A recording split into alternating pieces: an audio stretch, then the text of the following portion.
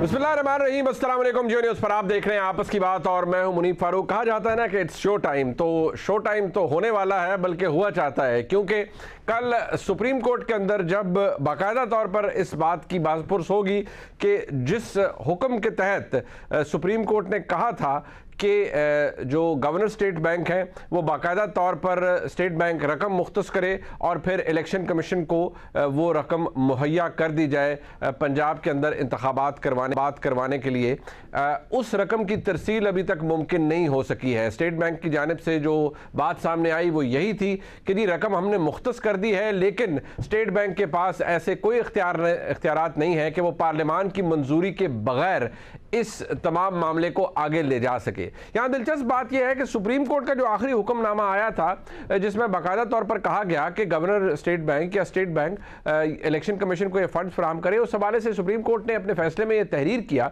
कि उस ऑर्डर के अंदर तहरीर किया गया कि आप पोस्ट फैक्टो अप्रूवल ले लीजिए। अब हुकूमत ने इसको किस तरीके से इस्तेमाल किया है, आर्गूमेंट ये है कि जी आपने बाकायदा तौर पर अगर लिख दिया कि पोस्ट फैक्टो अप्रूवल लेनी है तो हम वो काम पहले कर लेते हैं, रकम मुख्तस हो चुकी है, हम मजबूर हैं, हुकूमत का मौक़िफ़ है कि हम मजबूर हैं और हमने आईनी जिम्मेदारी पूरी करनी है। आज काबीना के अंदर ये मामला ले जाया गया, काबीना ने ये मामला रेफर किया पार्लियामेंट को। काबीना ने आज जो एक टेक्निकल बात है वो ये कि काबीना ने इस डिमांड को रद्द नहीं किया, बल्कि उन्होंने कहा कि ये ग्रांट है, इसकी मंजूरी दी जाए और बाकायदा तौर पर इसे पार्लियामान के सामने रखा जाए। जो पार्लियामान के सामने जो डिमांड भी रखी गई उसका भी जो उन्वान था वो यही था कि ये ग्रांट ऑथराइज की जाए और इस हवाले से इसके ऊपर वोटिंग हो। अब जो पहले कमेटी के अंदर गया या उसके बाद पार्लियामान के अंदर आया, इसे कसरत राय से मुस्तरद कर दिया गया। अब कहने वाले ये कहते हैं कि यहाँ वज़ीर-ए-आज़म पाकिस्तान बरी-उज़्ज़िम्मा है, काबीना बरी-उज़्ज़िम्मा है, क्योंकि काबीना ने तो आज तकरीबन इंडोर्स करके इस मामले को पार्लियामान को भिजवा दिया। अब एक पोजीशन ये है कि आइन का जो आर्टिकल 81 है, 81D के तहत, या इवन अगर आप फर्दर नीचे जाए आर्टिकल 82 के तहत, आपने फेडरल कंसोलिडेटेड फंड पे जो भी चार्ज होगी अमाउंट वो आपने बगैर वोटिंग के डिस्पर्स नहीं करनी। उसके अगेंस्ट भी एक आर्ग्यूमेंट मौजूद है, वो ये कि आपको ये सारी एक्सरसाइज करने की ज़रूरत नहीं है, ये रियासत है और रियासत को मुतअद्दिद काम करने होते हैं, मुतअद्दिद खर्चे करने होते हैं और इट्स वेरी नॉर्मल एक्सरसाइज कि आप हुकूमत जो है, एग्जीक्यूटिव जो है वो खर्चे कर लेता है, खर्चे करते हैं, चाहे वो डेवलपमेंट की मद में हो, किसी और मद में हो, किसी स्पेशल प्रोजेक्ट की मद में हो, लेकिन उनकी पोस्ट फैक्टो अप्रूवल ले ली जाती है। यहाँ तो मामला आईनी जिम्मेदारी का है, यानी कॉन्स्टिट्यूशनल ऑब्लिगेशन का है कि आपने इंतखाबात करवाने हैं। इस डिमांड को आप फेडरल कंसोलिडेटेड फंड के ऊपर चार्ज समझकर जब पार्लियामान के अंदर लेकर आएंगे और उसे रद्द करेंगे तो ये काम आप टेक्निकली नहीं कर सकते, जबकि हुकूमत का मौक़िफ़ इसके बिल्कुल मुख्तलिफ है। सवाल ये है कि ऐसी सूरत हाल में होगा क्या, आगे बढ़ा कैसे जा सकता है, क्योंकि जो बात पॉलिटिकल डायलॉग के हवाले से हो रही थी वो भी अभी तक नॉन स्टार्टर है। जमात इस्लामी ने कोशिश की, जनाब सिराजुल हक साहब तशरीफ ले गए, उनकी बड़ी अच्छी नीयत होगी, कोशिश की गई, लेकिन जो पाकिस्तान तहरीक इंसाफ के दोस्त जिनसे हम गुफ्तगू करते हैं खलवत में जलवत में, वो ये कहते हैं कि नहीं जी, जमात इस्लामी का जो मौक़िफ़ है वो हुकूमत के मौक़िफ़ के बड़ा करीब है, वो तो सुप्रीम कोर्ट के मामलात के ऑर्डर्स को डिफाई करने की बात कर रहे हैं, वो तो ये कह रहे हैं कि पार्लियामान काम करे या सियासी मामलात हैं इनको सियासतदान हल करें। यहां तो सुप्रीम कोर्ट ने ऑर्डर दे दिया है और हमने बाकायदा तौर पर इस ऑर्डर के ऊपर इंप्लीमेंटेशन करवानी है। फवाद चौधरी साहब आज इस हवाले से क्या कह रहे थे, जरा सुनिएगा। ये जो बातचीत का मामला है, हमने पहले ही कहा है हम बातचीत करना चाहते हैं, हम इलेक्शन के फ्रेमवर्क के ऊपर बातचीत करना चाहते हैं, लेकिन अभी जो पंजाब और खैबर पख्तूनख्वा के इलेक्शन है वो हर सूरत सुप्रीम कोर्ट के अहकामात पर होने हैं। नेशनल इलेक्शन के ऊपर बातचीत करनी है, बातचीत कर लें, सूबाई इलेक्शनों के ऊपर बातचीत का वक्त गुजर चुका है, वक्त गुजर चुका है। लिहाजा तरीके इंसाफ का ये कहना है कि नहीं, इलेक्शन आपने 16 मई को पंजाब के करवाने हैं, लेकिन हुकूमत ये कहती है कि नथिंग डूइंग, ऐसा कुछ भी नहीं होने जा रहा, और बाकायदा तौर पर आज तो हुकूमत ने ये मोहर सख्त कर दी और उनके पास अब ये इस बात की एक ऑथेंटिक रीज़न भी आ गया है कि जी पार्लियामान ने ये डिमांड रिजेक्ट कर दी है, हम कुछ नहीं कर सकते। राना सनाउल्लाह साहब ने गुज़िश्ता रोज़ इस हवाले से स्टेट बैंक के जो अमला है, स्टेट बैंक को भी एक पैगाम भिजवाया, और वो पैगाम इसलिए कि वो कोटेड वर्ड्स में नहीं था, शुगर कोटेड नहीं था, बड़ा क्लियर था कि भाई आप पैसे दीजिए, फिर भरपाई भी आपको करनी पड़ेगी। क्या फरमाने, सुनिएगा। अब मैं ये तो नहीं कह सकता कि स्टेट बैंक के जो मुतल्लिका अफसरान हैं वो जारी करेंगे या नहीं करेंगे, लेकिन एक कानून के तालिब इल्म के तौर पे मैं ये समझता हूँ कि ये बड़ा सीरियस मामला होगा और इसके ऊपर बड़ा सीरियस ऑडिट ऑब्जेक्शन होगा और उस ऑब्जेक्शन की बुनियाद के ऊपर ऐसी पेमेंट करने वाले को रिकवरी पड़ सकती है और कहीं ऐसा ना हो कि पेमेंट करने और करवाने वाले जो है बाद में सारी जिंदगी जो है उस रिकवरी को भुगतते रहे। 21 अरब रुपए की रिकवरी जो है वो कोई कितना ही बड़ा सीरियस क्यों ना हो, उसके लिए बड़ी मुश्किलात का बायस जो हो सकती है और इसमें ऐसा होने के बड़े वाज़े चांसेस हैं। जो लोग पेमेंट करेंगे कल को उसके जिम्मेदार ठहराए जाएंगे। सवाल नंबर 1 हमारे सामने ये है कि क्या इस मामले में क्या जो स्टेट बैंक का अमला है उसको मुर्द इल्ज़ाम ठहराया जाएगा कि आपको हुक्म था और आपने रकम क्यों नहीं भेजी, क्योंकि आपका ये मौक़िफ़ है कि आप ये रकम भेज नहीं सकते।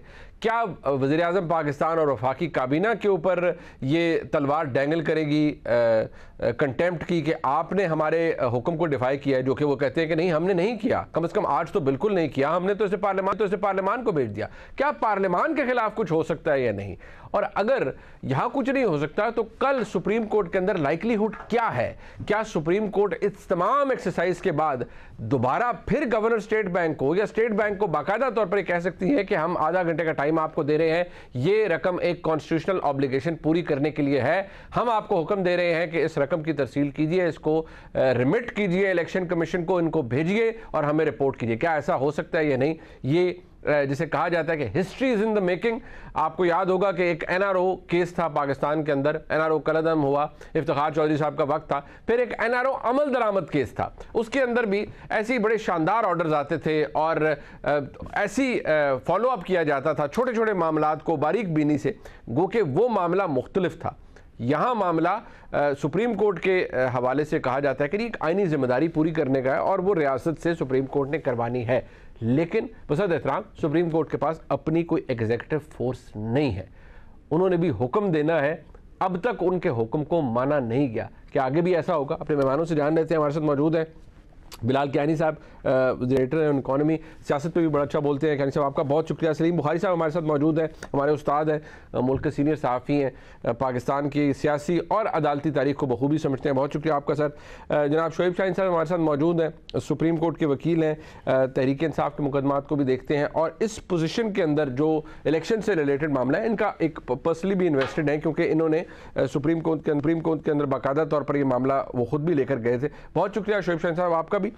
सबसे पहले मैं शोएब शाहीन साहब आपसे स्टार्ट करना चाहूँगा। हुकूमत का मौक़िफ़ तो हमारे सामने जो है, मैंने दोनों साइड्स आपके सामने रख ली। पहले ये बताइए कल लाइकलीहुड क्या है? As a senior advocate of supreme court आप फरमाइएगा कल क्या हो सकता है? हुकूमत ने कहा जी हमने कोई फैसला नहीं किया, हमने तो काबीना ने भेज दिया, पार्लियामान ने रिजेक्ट कर दिया, नथिंग डूइंग, हम आगे कुछ।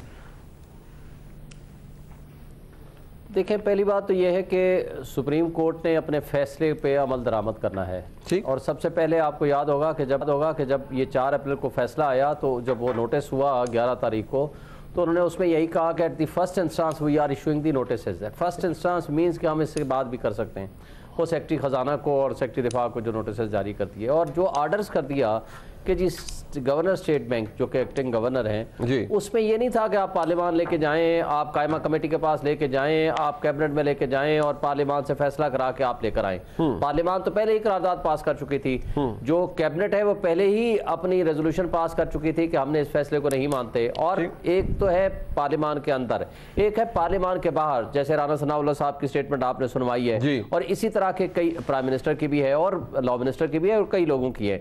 और इन्होंने तो वाज़े तौर पर कह दिया कि हमने डिफेंस करनी है, हमने नहीं मानना फैसला का। आप देखें 2 प्रोविजंस है। पहला तो हम एक तस्वर कर लेते हैं कि चलें जी आपने 14 मई को पैसे नहीं देने, इस बात की फिर क्या गारंटी है कि 8 अक्टूबर को भी स्टेट पैसे दे देगी? फिर इस बात की क्या गारंटी है कि जब भी इलेक्शंस होंगे किसी भी साल के लिए, या जॉइंट हों या अलग अलग हों, तो कह देंगे कि हमारे पास पैसे नहीं है या है तो हम देते नहीं है, ठीक है, तो उसका क्या इंपैक्ट होगा? इसमें 2 प्रोविजंस ऑफ द कॉन्स्टिट्यूशन बड़ी है हमें, क्योंकि कॉन्स्टिट्यूशन इस वक्त प्रिवेल करेगा। ठीक, इदारों में इख्तलाफ, लोगों में इख्तलाफ, पर्सनस में इख्तलाफ, ये सेकेंडरी चीज़ हो जाएगी। अब आर्टिकल, पहली बात तो यह है कि आर्टिकल 220 क्या कहता है, वो ये पाबंद करता है, ये इलेक्शन कमीशन खुद भी कह सकता था तमाम कंसर्न लोगों को कि जी for the purpose of holding free and fair election आप पाबंद हैं मुझे फैसिलिटेट करने के, आप मुझे ये फैसिलिटेट करें जिसमें नफरी है या जिसमें फ़ंड्स हैं, जिसमें ये ख़जाना, वजारत ख़जाना वाले लोग हैं। अब आगे आ जाता है दूसरी प्रोविजन। सुप्रीम कोर्ट ने इसी आर्टिकल 220 को इन्फोर्स करने का हुक्म दे दिया 4 अप्रैल को। अब आर्टिकल 190 बीच में आ जाएगा। जब सुप्रीम कोर्ट फैसला कर देगी, तमाम इदारे उसको, खा वो जुडिशरी के हों खा वो एग्जीक्यूटिव के हों, they will act in aid of the supreme court of Pakistan.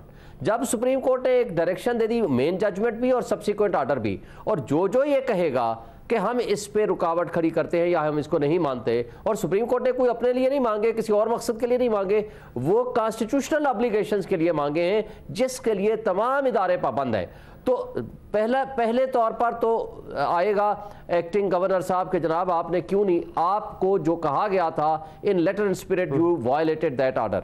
Number 2, उसके बाद जिसने आउट ऑफ द पार्लियामान ये कहा है कि हमने जी पैसे नहीं देने या हम इस जजमेंट को नहीं मानते, मेरा ख्याल है उनकी बारी सबसे पहले आएगी। नहीं, बट एक बात एक सेकंड देखिए, जो बाहर लोगों ने बात की है वो अथॉरिटीज, अब राना सनाउल्लाह साहब तो अकेले अथॉरिटी नहीं है ना कि भाई मैंने पैसे नहीं देने, he is an interior minister, उनकी बात सियासी तो नराजर में आ सकती है। वज़ीर आज़म इटसेल्फ अकेले भी हिमसेल्फ वो भी अथॉरिटी नहीं है, it's the cabinet and the prime minister. Not question is sir, आपने आर्टिकल 190 का जिक्र किया, आपको याद होगा जब एक ज़माना था जब हालात कशीदा थे और 190 के इस्तेमाल के तहत बाकायदा तौर पर एक चीफ जस्टिस ने कहा कि जी हमें सपोर्ट फराहम की जाए, रियासती इदारे को कहा, पाकिस्तान की फौज को कहा, उन्होंने खत जो है वो डिफेंस मिनिस्ट्री को भेज दिया। अब यहां पर जो मिनिस्ट्री ऑफ डिफेंस है वो अपना मौक़िफ़ अदालत में दे चुकी है कि हम इस वक्त फुली तौर पर एंट्रेंच्ड हैं, हम ये काम नहीं कर सकते। फाइनेंस डिवीजन ऑलरेडी बता चुका है, गवर्नर स्टेट बैंक जो कायम मकाम है वो ये कह चुके हैं नहीं फंड्स मुख्तस हैं लेकिन हम दे नहीं सकते। पार्लियामान ये कहता है नहीं हमारे सामने आया लेकिन हमने इसे कसरत राय से रिजेक्ट कर दिया। नाउ द क्वेश्चन इज, और क्या सुप्रीम कोर्ट कर सकता है? आपने 190 का जिक्र कर दिया, बट उसका भी स्कोप अपनी जगह लिमिटेड हो जाता है, इसलिए कि ये इदारे अपनी जो अपना इरादा है या अपनी जो मैनिफेस्टेशन है उसका इजहार कर चुके हैं। व्हाट नेक्स्ट सर, मेरा सवाल ये, व्हाट नेक्स्ट? देखिए, ये जो बातें थीं, इनके तमाम आर्गूमेंट्स और इनका पॉइंट ऑफ व्यू सुन के 4 अप्रैल को फैसला आया जी। उस वक्त खजाना के सेक्रेटरी को भी और दिफा के सेक्रेटरी को भी तलब किया गया था, उनसे सवाल जवाब किया, उनकी ओपिनियन से एग्री नहीं किया सुप्रीम कोर्ट ऑफ पाकिस्तान ने, और उसके बाद डायरेक्शन दी।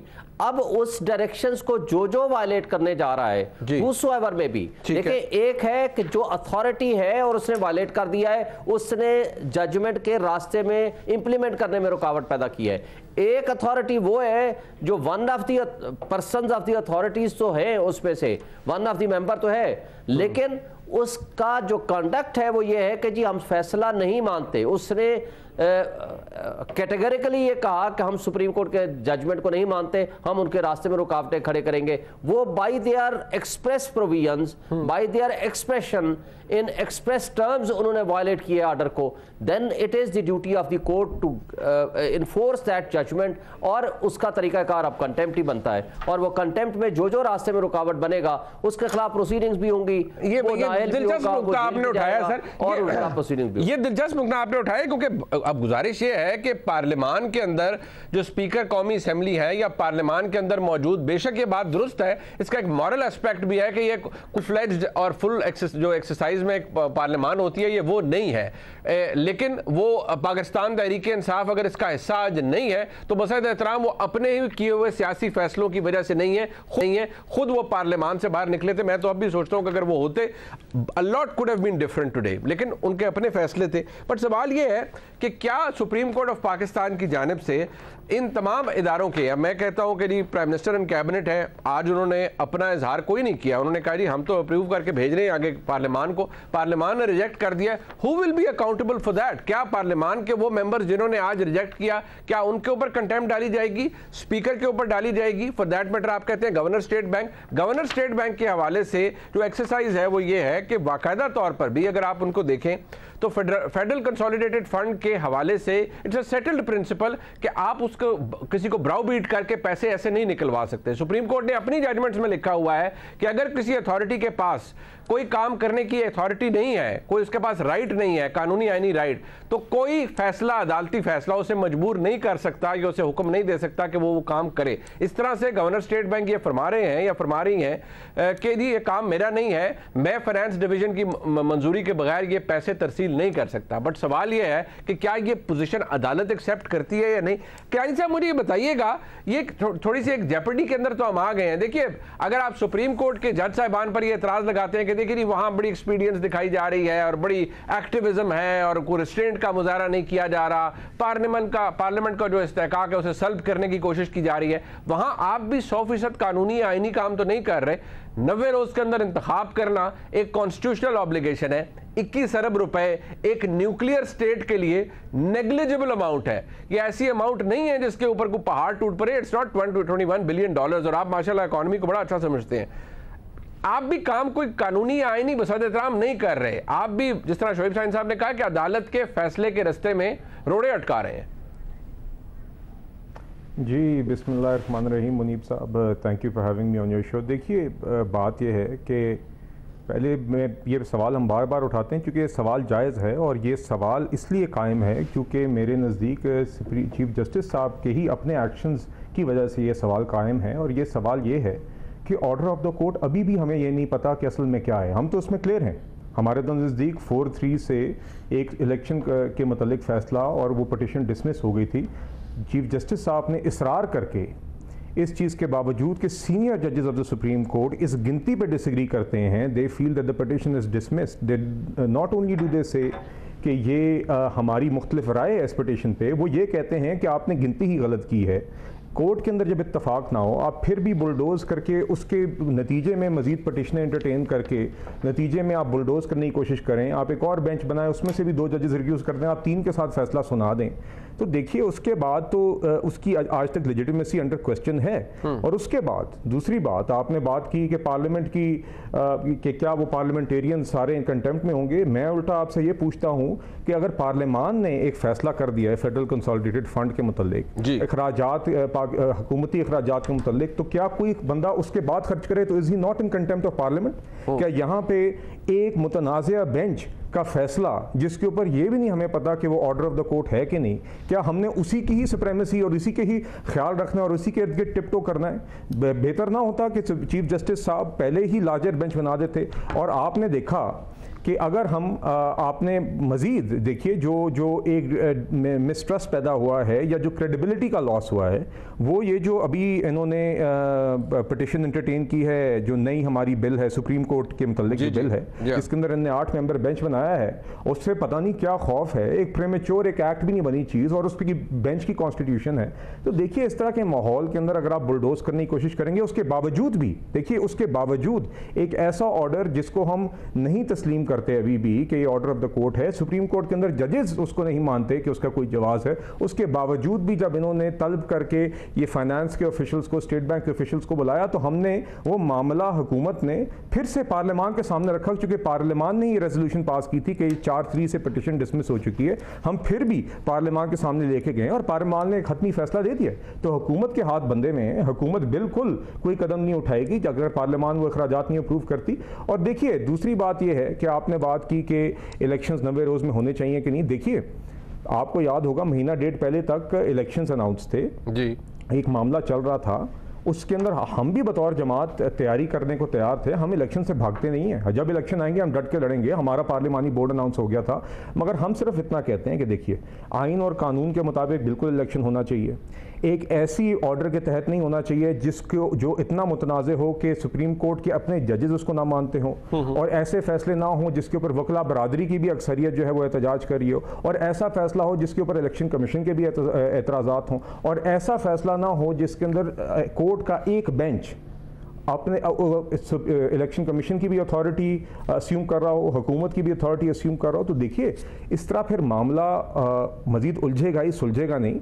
तो आपके सामने जी आज ये फैसला पार्लियामान के पास, हम बार बार हमें ये इसलिए मामला पार्लियामान के पास ले जाना पड़ता है क्योंकि पार्लियामान ने इनिशियल फैसला किया, पार्लियामान ने आज फिर से फैसला सुना दिया। अब बाकी आई विल वंस अगेन से दिस, और ये फाइनल पॉइंट आपकी इजाज़त से मुनीब साहब, देखिए हमने कभी भी ये नहीं कहा कि हमें सुप्रीम कोर्ट से कोई स्पेसिफिक फैसला चाहिए।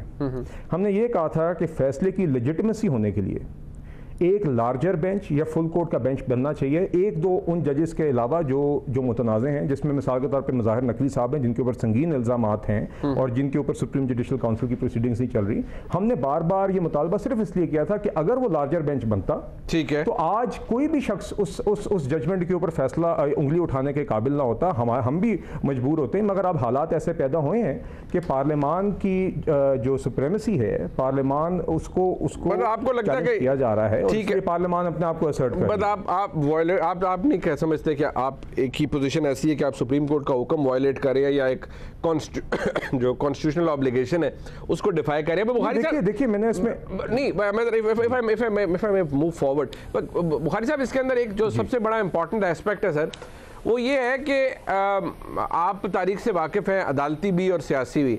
सर आपके से मैं अगर पहले ये बात पूछ पाऊँ, आपको क्या लगता है यहाँ पार्लियामेंट ने असर्ट कर दिया है and parliament will be able to stand, because at the end of the day supreme court बेशक मुल्क की सबसे बड़ी अदालत है, but it doesn't have the executive force. वो क्या करेंगे, खुद अपनी जेब से तो पैसे नहीं निकाल के कोई इलेक्शन करवा सकता ना। इफ द गवर्नमेंट सेज के लिए हम मजबूर है, पार्लियामान ने रिजेक्ट कर दिया, व्हाट नेक्स्ट? आपको क्या लगता है सर? बहुत शुक्रिया मुनीब, आपने याद किया अपने प्रोग्राम में। मुझसे पहले दो कानून के बहुत बड़े बड़े नाम जो हैं वो अपनी राय दे चुके हैं। मैं भी लॉ ग्रेजुएट तो हूं, लेकिन ये कि मैं कोशिश करूंगा कि एक लेमैन का पॉइंट ऑफ व्यू जो इस हवाले से है, जो सवाल आपने पूछा, आपने कहा शुरू में कि शो टाइम जो है वो हो गया है। मेरे ख्याल से अब देखना यह है कि शो स्टॉपर कौन होने जा रहा है। जहां तक आपने पार्लियामेंट के बारे में सवाल पूछा है, देखिए हमने तो यही सुना था कि parliament is mother of all institution, बाकी सारे इंस्टीट्यूशन उसके तहत काम करते हैं। जब मैं कॉन्स्टिट्यूशन की किताब की तरफ जाता हूं तो मुझे वहां पर ना तो 63A की वो इंटरप्रिटेशन मिलती है जिसका फैसला पंजाब की हुकूमत में हुआ था, ना मुझे 184(3) की वो इंटरप्रिटेशन मिलती है जिसका फैसला पनामा के केस में हुआ था। आप भी लॉ ग्रेजुएट हैं, मैं अगर कहीं बक रहा हूं तो मुझे जरा टोक दीजिएगा आप। तो देखना यह है कि एक रेपुटेशन है पूरी की पूरी सुप्रीम कोर्ट की भी और पार्लियामेंट की भी। इसी सुप्रीम कोर्ट ने फैसला किया था जिसमें भुट्टो की हैंगिंग हुई थी, जिसको खुद जजेस ने बाद में जुडिशियल मर्डर कहा। पनामा का फैसला भी यहीं हुआ था, जिसके बारे में अली कुर्द ने कहा कि मैं देखना चाहता हूं उस जज को जिसने ये फैसला लिखा है कि जिस चीज का जिक्र पिटीशन में ना हो उसके ऊपर यानी जिसकी प्रे नहीं की गई उसके ऊपर फैसला हो रहा है। चलिए ये तो माजी की बातें, इसको छोड़ दीजिए, आते हैं अब इस तरफ। मेरे ख्याल से जिस कन्फ्रंटल पोजीशन को अवॉइड करना चाहिए था सुप्रीम कोर्ट को, वो हद अब हो गई है cross. It's a question of either me और यू, यानी अगर तो पार्लियामेंट ने मदर ऑफ ऑल इंस्टीट्यूशन बनना है तो उसको असर्ट करना पड़ेगा। और आज जो तकारीर मैंने पार्लियामेंट में सुनी है, अगर आपने स्पीकर का लहजा देखा है, अगर आपने नवीद कमर का लहजा देखा है, तो मेरे ख्याल से असर्शन से बात ऊपर चली गई है। स्पीकर साहब कहते हैं कि चीफ जस्टिस साहब या सुप्रीम कोर्ट, अगर आप हमारे मुंह पर कोई चीज दे के मारेंगे तो हमारे हाथ में भी जो होगा हम वापस फेंकेंगे। अल्लाह। उन्होंने कहा अगर आप हमारे यहाँ आके लेजिस्लेशन करनी शुरू कर देंगे तो हम अदालतों में बैठ के इंसाफ करना शुरू कर देंगे। नवीद कमर साहब ने क्या कहा मैं दोहराना भी नहीं चाहता हूं यहां पर, ये लहजे हमने पहले इससे कभी नहीं देखे। इसलिए ये क्यों हुआ है? इसलिए कि सुप्रीम कोर्ट का अपना हाउस इन ऑर्डर नहीं है। आप जरा अंदाजा तो कीजिए, हिस्ट्री उठाइए। ये 5 जजेस जिन्होंने ये सारे फैसले किए हैं, जिन्होंने हमारी पूरी सियासी जो बसात है उसको उलट पुलट करके रख छोड़ा है, is that justice? Is that how the supreme court should be behaving? No, answer is big no. अब आप देखिए हो क्या रहा है। हमारा मसला यह है कि हम एक चीज से अभी जान छुड़ा नहीं पाते तो दूसरी हमारे गले में अटक जाती है। मैं कानून की किताब की तरफ गया जिसका नाम कॉन्स्टिट्यूशन है, उसमें 2 अदारों का तस्करा मौजूद है, स्टेट बैंक भी और इलेक्शन कमीशन भी। एक लफ्ज मुझे बता दें कि आइन की किताब में ये लिखा हो कि सुप्रीम कोर्ट डायरेक्ट ऑर्डर कर सकती है स्टेट बैंक ऑफ पाकिस्तान को। मुझे एक जुमला बताइए जहां वो ऑर्डर कर सकती है इलेक्शन कमीशन को कि फलां तारीख को आप इलेक्शन कराएं। तो ये कौन सा कॉन्स्टिट्यूशन है भाई साहब? ये कौन सी किताब है जिस पर हम अमल कर रहे हैं? तो जब सूरत हाल इस तरह की ग्राउंड रियलिटीज होंगी तो कुछ भी हो सकता है। मैं हमेशा से ये कहता रहा हूं कि सूरत हाल ऐसी दहज पर पहुंचा दी जाती है कभी सियासतदानों की वजह से, कभी जर्नलों की वजह से, कभी जजेस की वजह से, कि वो तीसरी कुव्वत अनफॉर्चुनेटली हमारे नसीब में लिख दी जाती है, जिसको कभी हम नहीं चाहते कि वो आए। अब भी वही होने जा रहा है, but who will be the responsible for this eventuality? मैं इन ऑल सैनिटी कह रहा हूं, it will be supreme court. But ये जो अभी शुएब शाहीन साहब ने एक नुक्ता उठाया और वो बड़ा वैलिड है बुखारी साहब के। देखिए, अगर सुप्रीम कोर्ट ने अपने हुक्म पर अमल दरामद करवाना है तो आर्टिकल 190 भी मौजूद है, और इन एड ऑफ सुप्रीम कोर्ट कह सकती है कि भाई ठीक है, आप हमारे हुक्म की तामील के लिए मौजूद रहें और हमारे हुक्म की तामील करवाएं। मैंने हिस्ट्री कोट कर दी, आप मेरे उस्ताद हैं, मुझे करेक्ट कर दीजिएगा अगर मैं गलत था, तो उस वक्त तो डिफेंस मिनिस्ट्री चला गया था वो खत। तो अब क्या हो सकता है अगर 190 के तहत कहा जाता है कि भाई तमाम रियासती इदारे आए, अगर 220 के तहत नहीं आते तो 190 के तहत आए, काम कराना है, आईनी जिम्मेदारी है, करवा के दें भाई। पहली बात तो यह है कि डिपेंड करता है ऑर्डर की नेचर क्या है। Is that a valid constitutional legal order? पहली बात तो यह है। दूसरी बात यह है कि हाँ, क्यों नहीं भेजा जाएगा? Again here the supreme court can not directly order, it will have to send it to the government. Government की कटसी के थ्रू आप इंस्टीट्यूशन तक रसाई हासिल करेंगे। अगर आप बराह रास्त ऑर्डर करने लग जाएंगे, क्लैश ही क्लैश है। होगा क्या? हमारे मुल्क में अब तक तमाम तर बुरी हिस्ट्री के बावजूद सुप्रीम कोर्ट का एक भरम कायम था। यह भरम कायम रहना चाहिए। No sane person would like कि यह भरम टूट जाए, लेकिन वो कहते हैं ना कि इस घर को आग लग गई घर के चिराग से, और कुछ तो खिजा है बाइसे बर्बादी ये चमन, कुछ बागबान का हाथ भी इसमें जरूर है। आप मुझे बताइए, क्या सुप्रीम कोर्ट माजी में कभी इतनी डिवाइडेड रही है? क्या अंदर के जजेस की इस तरह की गुफ्तगू कभी आपने पहले सुनी है?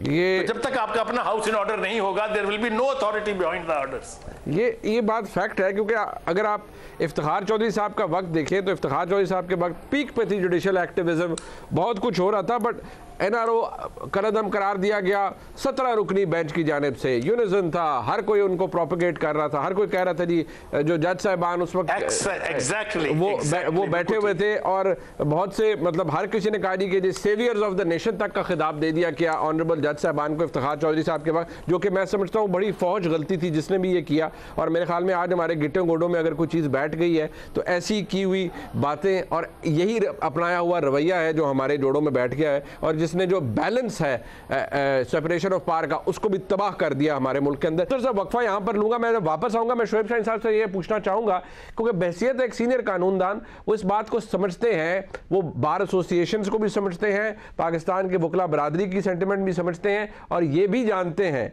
और एक्नॉलेज करते हैं कि आज बदकिस्मती से पाकिस्तान के सुप्रीम कोर्ट के अंदर एक ऐसी डिवाइड मौजूद है जो कि ना सिर्फ अदालती निज़ाम के लिए, निज़ाम इंसाफ के लिए भी तबाहकुन है। हमारा आगे जो आने वाला कोर्स है वो क्या होगा? वो ऐसे ही होगा जैसे चल रहा है, या कोई थोड़ा सा इसके अंदर रिस्ट्रेंट का मुजाहरा किया जाएगा? एक ब्रेक के बाद हमारे साथ रहिएगा।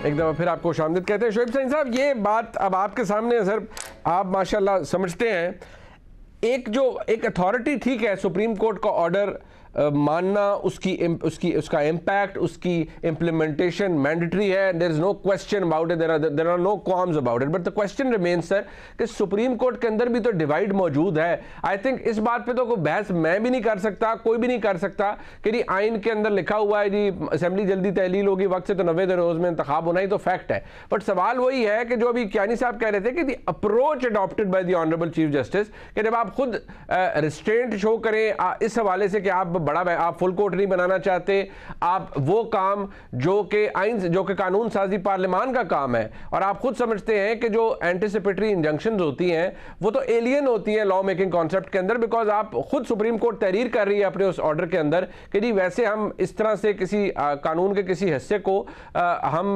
मफलूज नहीं कर सकते, रोक नहीं सकते अनलेस कि वो एक ऑर्डर हो या एक्शन हो। यहां पर तो इन एंटिसिपेशन एक कानून की अमल दरामद रोक दी गई शुएब शाहीन साहब, तो मैसेज तो कोई अच्छा नहीं जा रहा। अगर हुकूमत की तरफ से अच्छा नहीं जा रहा तो बसद एहतराम सुप्रीम कोर्ट की जानिब से भी कोई हौसला अफजा काम नहीं हो रहा। देखिए मुनीब साहब, पहली बात तो यह है कि जजेस के दरमियान डिफरेंस ऑफ ओपिनियन हर ज़माने में रहा है और होता है, क्योंकि इंटेलेक्चुअल्स के दरमियान डिफरेंस ऑफ ओपिनियन का नतीजा हमेशा कोई पॉजिटिव और अच्छा आया करता है। बट सर वो डिफरेंस ऑफ ओपिनियन होता है ना सर, सर बसद एहतराम, वो डिफरेंस ऑफ ओपिनियन होता है सर।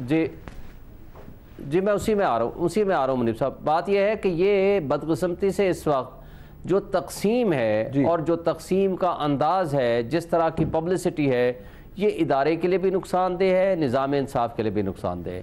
अब हम आते हैं कि सुप्रीम कोर्ट के 2 फैसले जिसकी वजह से ये प्रॉब्लम है। पहला फैसला जो 1 मार्च का था, उसमें डिफरेंसेस आए, उसमें प्रॉब्लम्स आए। बेसिकली 9 मेंबर बेंच था, 2 मेंबर साहबान के ऊपर एतराज़ आया, एजाजुल हसन, मज़ार अकबर नकवी का। जनाब इन्होंने अपना माइंड डिस्क्लोज कर दिया है कि आर्टिकल 184(3) की प्रोसीडिंग्स मेंटेनेबल हैं, इसलिए इनको ना बिठाया जाए।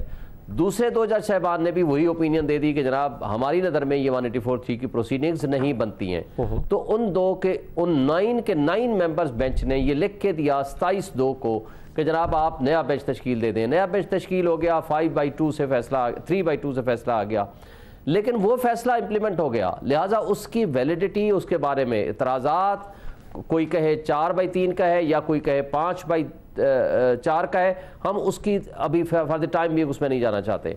जब ये दूसरा मैटर आया, दूसरे केस में 5 मेंबर बेंच था और 5 मेंबर बेंच में जस्टिस काजी फाइसा साहब और अमीनुद्दीन साहब ने ये जजमेंट दे दी, जिसमें डिफरेंस ऑफ ओपिनियन था शायद वहीद साहब का, कि जनाब आप इसमें तमाम 184(3) की प्रोसीडिंग्स रोक दें, जिसके ऊपर सर्कुलर भी आया था। फिर 6 मेंबर बेंच ने उसको रिव्यू भी कर दिया, रिकॉल कर लिया बल्कि उस आर्डर को।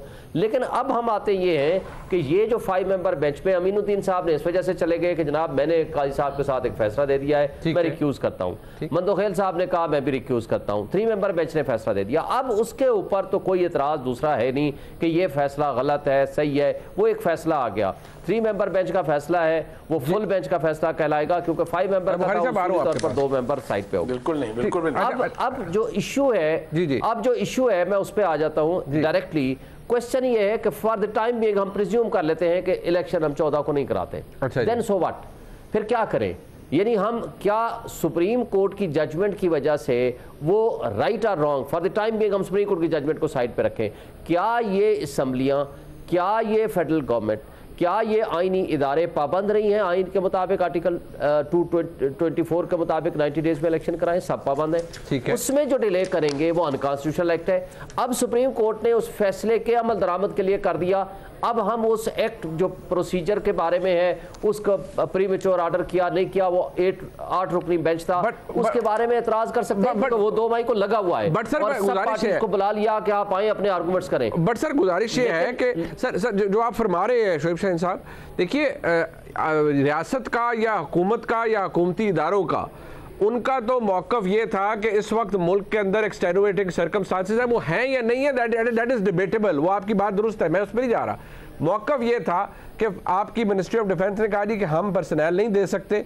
आपकी पंजाब के अंदर जो एडमिनिस्ट्रेशन है उन्होंने कहा जी हमारे पास ये वसाइल है, आप देख लें। इसमें जो इलेक्शन कमीशन की प्रिंसिपल जिम्मेदारी है 218 के तहत कि आपने आइन और कानून के मुताबिक साफ शफाफ इंतखाबात करवाने हैं। इलेक्शन कमीशन ने यह कहा कि हम वो काम आइन के मुताबिक साफ और शफाफ तरीके से नहीं करवा सकते, क्योंकि हमारे पास ना वो रिक्विजिट सिक्योरिटी मौजूद है, ना हमारे पास फंड्स मौजूद है, ना हमारे पास पर्सनल मौजूद है। अब सवाल यह है सर कि सुप्रीम कोर्ट का हुक्म, उसकी अहमियत अपनी जगह पर, लेकिन कुछ प्रैक्टिकल रियलिटीज भी हैं, उनको अगर आप उड़ा देंगे और कह देंगे कि नहीं इनकी कोई अहमियत ही नहीं है। देखिए मेरा नहीं ख्याल कि फर्ज करो ये कहते हैं फंड्स नहीं है, क्या 8 अक्टूबर तक फंड्स इनके पास डबल हो जाएंगे? उस वक्त आ जाएंगे, आज नहीं है, ये तो कोई बात ही नहीं है। स्टेट बैंक ने कह दिया हमारे पास फंड्स फालतू में मौजूद हैं। दूसरी बात कि जी नफरी नहीं है। मुझे बताएं कि 8 अक्टूबर को जब पूरे पाकिस्तान में इलेक्शन हो जाएंगे, उस वक्त नफरी कहां से आ जाएगी? क्या हम हमसायों से मंगवाएंगे या फरिश्ते उतरेंगे? नेचुरल बात है, जिसको कहते हैं ना खुए बदरा बहाना बिस्यार। इनकी चूंकि नीयतें नहीं है कि हमने इलेक्शन नहीं कराना और इलेक्शन ना कराना ये पॉलिटिकल मूव है इनकी, और उसके लिए बहानेबाजी हो रही है। उसके लिए राइट फ्रॉम द बिगिनिंग इनका एक तरीकाकार ऐसा है पीडीएम की हुकूमत का स्पेशली, या उन इदारों का जो इलेक्शन से नहीं फरार चाहते हैं और इलेक्शन में नहीं जाना चाहते, तो वो चीजें देखे ना, कोर्ट ने सिर्फ ऊपर से सुपरफ्लुअस होकर तो नहीं देखना, उन्होंने डेप्थ में देखना है कि क्या इनकी नीयतें हैं। एक ऑब्लिगेशन है कॉन्स्टिट्यूशन, उसको पूरा कराना है, नियत भी देखनी है और रिकॉर्ड भी देखनी है। फंडामेंटल राइट्स ठीक है, बिल्कुल। मैं सर इफ मैं मूव फॉरवर्ड जी, बुखारी साहब आप कुछ ऐड करना चाह रहे हैं, फिर मैं कैनी साहब के पास जाता हूँ। जी, मैं उसमें इस बार एक बात ऐड करना चाहता हूँ और मेरी दरख्वास्त है कि ज़रा इसके ऊपर तवज्जो कर ली जाए। एक ऐसा मसला सुप्रीम कोर्ट के सामने आया कि चीफ जस्टिस साहब ने अपनी दानिश में समझा कि इसके लिए 9 अरकान का बेंच होना चाहिए और फैसला फरमा रहे हैं उसके ऊपर 3-2 से। क्या बात है, यानी उसकी अहमियत को खुद ही वहां आसमान पे पहुंचा के फिर जमीन बोझ कर दिया कि नहीं ये तो 3-2 का फैसला काफी है इसके लिए। It was a very sensitive matter. पहली बात तो ये है। दूसरी बात ये है कि आप एक बात और भूल गए, लाहौर हाई कोर्ट ने कहा था हम AROs और DROs भी नहीं दे सकते, हमारे पास नहीं है इस वक्त। एक बात मैं ऐड सिर्फ ये करना चाहता हूं कि नियत की बात कर दी है शोएब शाहीन साहब ने, शायद उनकी बात अपनी जगह दुरुस्त हो, लेकिन क्या ये नहीं कहा जा सकता कि एक तरफ हमें ये नियत नजर आ रही है कि जल्दी जल्दी इलेक्शन करा के खान साहब की मर्जी के मुताबिक इमरान खान साहब को इक़्तिदार में लाया जाए, ये बदनीति नहीं है? तो ये सारी चीजें दोनों तरफ एक जैसी हैं। अगर बदनीति आप सियासतदानों की कहेंगे तो सुप्रीम कोर्ट के ऊपर भी उंगलियां उठ रही हैं, जो कोई नहीं चाहता कि उंगलियां उठें। मैंने कहा है मेरे लिए सबसे बड़ा कंसर्न ये है, और मुनीब मैं और आप इसकी प्राइवेट गुफ्तगू कर चुके हैं कि सुप्रीम कोर्ट का ऑनर, उसका स्टेटस बरकरार रहना चाहिए। मुआशरे नहीं चल सकते अगर ऐसा हो। लेकिन मैं वसूख से कह रहा हूं कि इस ऑनर को, इस स्टेटस को अंदर से सुप्रीम कोर्ट खुद तबाह कर रही है। किसी में बाहर इतनी जरूरत नहीं है कि वो सुप्रीम कोर्ट को कुछ कहे। अच्छा, मैं एक मुख्तसर सा वक्फा लेता हूँ, वापस आता हूँ। क्यानी साहब, शोएब शाहीन साहब और हमारे साथ बुखारी साहब भी मौजूद है, हमारे साथ रहिएगा।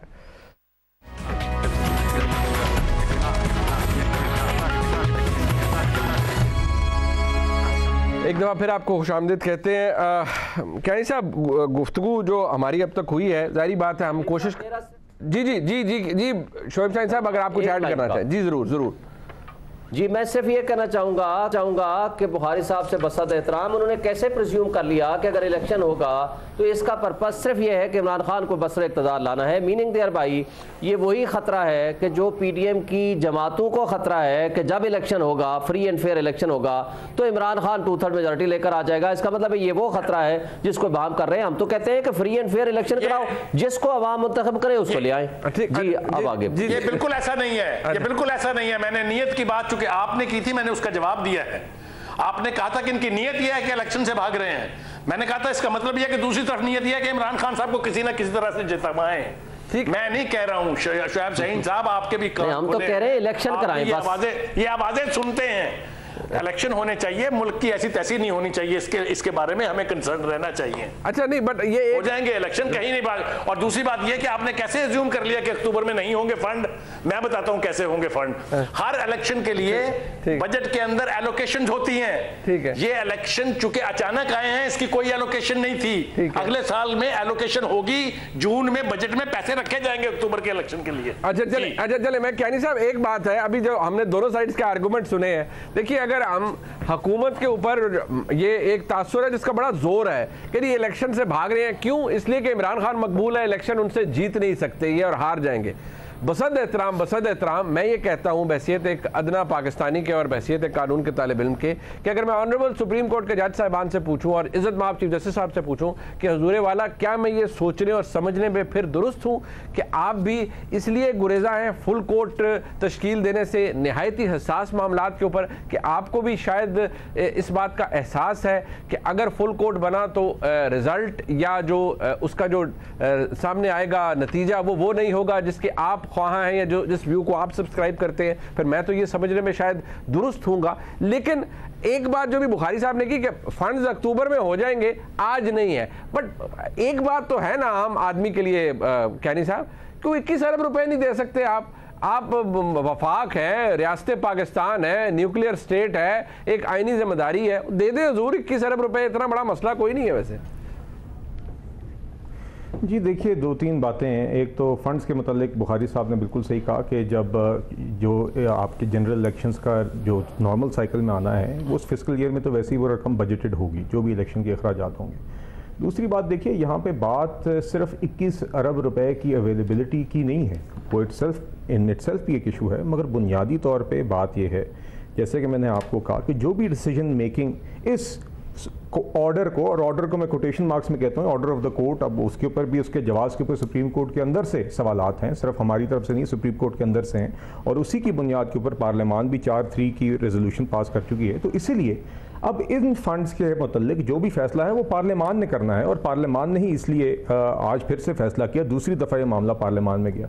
देखिए, बात जो आपने अभी जो की सवाल के अंदर, ये हकीकत है कि ये आज जो एक लॉस ऑफ क्रेडिबिलिटी है जो मेरे नज़दीक इस चीफ जस्टिस साहब के बेंच के फैसले का है, वो सिर्फ इस एक केस की पीछे के तसलसल से नहीं है जुड़ा हुआ। वो तो अपनी जगह एक है कि किस तरह आर्टिकल आई थिंक वो 21A है जो रीराइट किया गया, किस तरह हमारी हुकूमत गिराएगी, मतलब कि MPs को डिस्क्वालीफाई भी करना है मगर वोट नहीं करना, वहाँ से सिलसिला शुरू होता है। जी 63 है, सॉरी। और उसके बाद आपके 4-3 का फैसला था, 3-2 का नहीं था। वो हमने उसी दिन, आपको याद होगा, हमारे वजीर कानून ने आके कहा था, बाद में आपके पास नोट्स भी आ गए सुप्रीम कोर्ट के जजेस के, उसके तो उससे भी जवाब खत्म हो गया। मगर बात सिर्फ यहाँ पे नहीं रुकती। देखिए, बात यहाँ पे भी रुकती है कि ये जो आपका supreme court I think procedure bill है, प्रैक्टिस एंड प्रोसीजर बिल, जी, इसके मुतालिक भी एक प्रीएम्प्टिव बेंच बनाना, वो भी इस चीज़ की कड़ी है। और देखिए, उसके अंदर मखसूस जजेस को सिलेक्ट करना, उसके अंदर सिर्फ वो 8 जजेस सिलेक्ट करना, काफ़ी सीनियर जजेस को छोड़ देना, उन सारे जजेस को छोड़ देना जिन्होंने पिछले सिलेक्शन केस के अंदर डिसेंटिंग नोट्स लिखे हैं। उसमें ये चीज़ भी जुड़ी हुई है कि चलें, आप मिसाल के तौर पे हम ये आर्ग्यूमेंट मान भी लेते हैं कि फॉर सम रीज़न ये चीज़ लेजिस्लेशन के थ्रू नहीं, सुप्रीम कोर्ट के अपने रूल्स के थ्रू अमेंड हो के आपने बेंच फॉर्मेशन और सो मोटो पावर्स को ही सिर्फ रिव्यू कर सकते हैं। तो वो बात तो जस्टिस काजी फायज़ ईसा साहब ने अपने ऑर्डर में लिखी थी और उनसे चीफ जस्टिस से रिक्वेस्ट की थी कि आप फुल कोर्ट मीटिंग बुला लें, तो फिर वो बुलाने में क्या इशू है। इससे ये बात भी जुड़ी हुई है कि जस्टिस मज़ाहिर नकवी के खिलाफ एक बहुत ही संगीन इल्ज़ाम उधर सुप्रीम जुडिशल काउंसिल में बैठा हुआ है, जिसके अंदर जस्टिस तारिक मसूद और जस्टिस काजी फायज़ ईसा ने दोनों as senior members of the judicial council have urged the chief justice कि आप इस पर प्रोसीड करें। वो भी चीज़ जुड़ी हुई है। और फिर हमने देखा कि इस बेंच में जिसके अंदर आपने ये हमारी जो लेजिस्लेशन है उसको चैलेंज किया, बेंच फॉर्मेशन और सो मोटो के मुतालिक, उसके लिए जो बेंच बनाया उसमें सीनियर प्रीनी और थर्ड सीनियर मोस्ट जज तो नहीं मौजूद होते, काजी फायज़ ईसा साहब और तारिक मसूद साहब, मगर वो मज़ाहिर नकवी साहब जरूर मौजूद होते हैं जिनके पर। तो देखिए, ये जब आप सारी चीज़ें करेंगे तो आप भी एक तासुर देंगे इसके ऊपर, फिर नीयतों पे, फिर लेजिटिमेसी पे एक सवाल, फिर एक ये तासुर आता है कि हमने तो करना है, आप जो करना है कर लो। वो तासुर नहीं, वैसे FIMA से वो तो ऑनरेबल चीफ जस्टिस साहब ने खुद अपनी ऑब्जर्वेशन में फरमा दिया कि जनाब जस्टिस मज़ाहिर अली अकबर नकवी साहब को बिठाकर बेंच के अंदर वो खामोश पैगाम देते हैं किसी को, या उन्होंने दिया जिसकी रिपोर्टिंग हुई। अब वो पैगाम खामोश नहीं है। मुनीर साहब, इसमें मुझे आप एक गुजारिश करने दें। सियासियों पे अक्सर ये सवाल आता है, सियासी हुकूमतों के ऊपर, कि जी किसी वजीर के ऊपर भी कोई इल्ज़ाम आ जाए, सिर्फ इल्ज़ाम आ जाए, इस तरह की ऑडियो लीक ना है जिस तरह की आई है, सिर्फ इल्जाम आ जाए तो लोग कहते हैं जी आप इनसे इस्तीफा दिलवाएं। इस्तीफा तो छोड़ें, तो कम से कम काबीना की मीटिंग से तो उनको ना बिठाएं। यहां पे चीफ जस्टिस साहब क्या पॉइंट जाहिर करना चाह रहे हैं कि मैं सीनियर जजेस ऑफ द कोर्ट को तो, क्योंकि वो इख्तलाफी राय रखते हैं, मैं उनको तो किसी बेंच में नहीं बिठाऊंगा इस तरह केस में, मगर मैं इस शख्स को ना सिर्फ इसके खिलाफ में प्रोसीडिंग नहीं चलाऊंगा, मैं इसको बिल्कुल अपने साथ बिठाऊंगा। देखिए, इस तरह फिर वो इदारा supreme court itself is getting damaged by this act. इसमें मुनीब साहब मैं 10 सेकंड में दीजिएगा। Every person जी, every person is presume to be innocent unless proved guilty. इसमें तो ज़ाहिर रेफरेंसेस 8 जजेस के खिलाफ भी हैं, काजी फायज़ साहब के खिलाफ भी हैं, चीफ जस्टिस साहब के खिलाफ भी हैं। अगर ये तसलसल हमने शुरू कर दिया तो कोई एक जज भी नहीं बचेगा। जब मेरा केस लगेगा, मैं चाहता हूं सर हमने क्या प्रोसीडिंग चलाएं, उनका नाम क्लियर करें ना, क्यों प्रोसीडिंग नहीं चला रहे? कोर्ट के भी फायदे में, मज़ाहिर नकवी साहब के भी फायदे में, हर किसी को चाहना चाहिए कि ये मामला क्लियर। बात ये होती है, लेकिन ये कहना कि फलां जज को बिठाएं और फलां जज को ना बिठाएं, वो मुनासिब नहीं है। और इस बुनियाद पर कि जी फलां के खिलाफ रेफरेंसेस हैं। सर बस एक वक्त खत्म हो, ये तो चीफ जस्टिस साहब कर रहे हैं, ये हम थोड़ी कर रहे हैं, ये तो चीफ जस्टिस साहब कर रहे हैं कि मैं फलां को बिठाऊंगा, फलां को नहीं बिठाऊंगा, ये हमने थोड़ी किया है। नहीं, चीफ जस्टिस का तो अख्तियार है, बुखारी साहब, चीफ जस्टिस का अख्तियार है कि वो किसको बिठाएं किसको ना बिठाएं। ये सुप्रीम कोर्ट ने कहा है, सुप्रीम कोर्ट रूल्स ने कहा है, और ये कॉन्स्टिट्यूशन ने कहा है। अब नहीं, बट किसी को कानून बन गया हुआ है। जी जी, ये कानून इसीलिए तो उसकी एंटिसिपेशन में आपने एक बेंच बना के फारग कर दिया उसको। इसी चीज को तो चैलेंज किया गया उसमें कि नहीं इख्तियार ये सिर्फ एक आदमी का, इसके लिए 3 जजों की कमेटी होगी। ऐसा कोई भी अनकॉन्स्टिट्यूशनल एक्ट जो आइन में तरमीम किए बगैर अगर कोई एक्ट होगा उसकी बारीज को चैलेंज करना और उसको देखना सुप्रीम कोर्ट का अख्तियार है। बिल्कुल कानून बन तो जाए ना, सुप्रीम कोर्ट ने तो उसको कानून बनने से पहले ही एंटिसिपेटरी इंजंक्शन देकर, मैं कॉन्स्टिट्यूशनल लॉ का तालिब इल्म हूं सर, कानून साजी के अंदर आप एंटिसिपेटरी इंजंक्शंस नहीं देते। It is alien concept to the law making process, लेकिन दिया गया, आप उसके ऊपर क्या कर सकते हैं। बस सवाल भी जो शोएब शाहीन साहब आपने, मैं लास्ट कमेंट कर जाऊं आपकी गुफ्तगू में, आपने बिल्कुल दुरुस्त कहा, everyone is innocent until proven guilty, लेकिन ये मामला फिर आम आदमी के ऊपर अप्लाई नहीं होता, वो सियासतदान के ऊपर अप्लाई नहीं होता। उसको तो हम कहते हैं कि नहीं, इल्जाम आ गया, चल भी पुत्र साइड पर हो जाए और पहले अपने आप को क्लियर कराएं। लेकिन आई एम सॉरी, यहाँ शायद मामला नहीं है, और आज की इस गुफ्तगू के अंदर हमने कोशिश की जो आम मामला थे उनका अहाता करें। प्रोग्राम आपने देखा जी, अपने तमाम मौजूद मेहमानों का मैं शुक्रिया अदा करता हूँ, देखने का बहुत शुक्रिया। खुदा हाफिज़।